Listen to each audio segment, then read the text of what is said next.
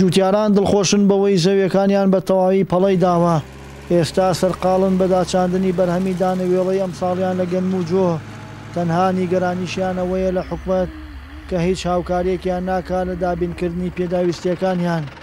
تەواوی تێچووی بەرهەمەکانیان لەسەر گیرفانی خۆیانە نەک حکومەت.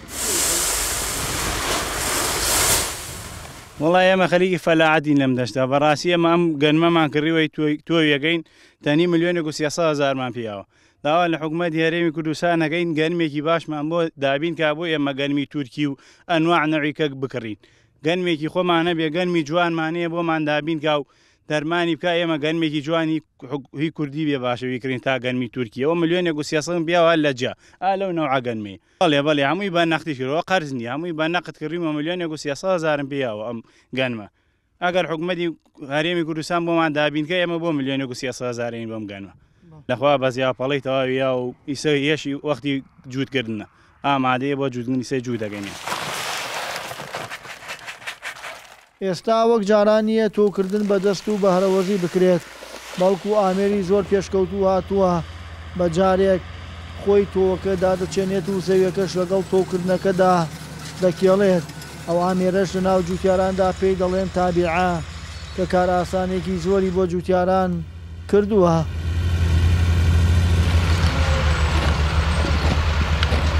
خەریکی جوتم بۆ فەلاحەکان ئێستاکیانە حالێن ئەم تابیعیم کوڕیا لەخوا بەزیای زۆر باشە بۆ فەلاح لە چاو بازیرە تۆ زۆر دەڕژێنی ئەگەنە حالەن دووەلمی 45 کیلۆڕێکی پێوەکەین تۆی کەپسە ئەدەنەیە بە کووت فەردەی بە 75,000 ماخول نییە. ئەوە تا گەنمی کڕیوە تەنی ملیۆنێک و 300,000 پیاوە ماقول نییە.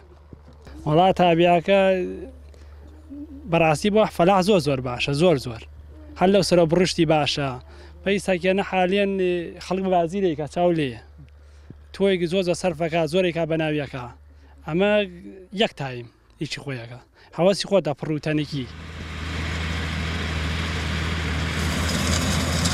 سەرەتای مانگی تشتینی دووەم وەرزی سەرپەڵە و بارانبارینە لە هەرێمی کوردستان.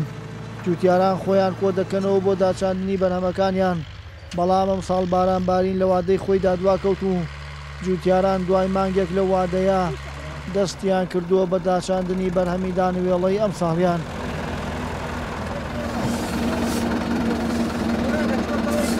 دەشتی شارەزور ناوچەیەکی فراوانی کشتوکاڵیە.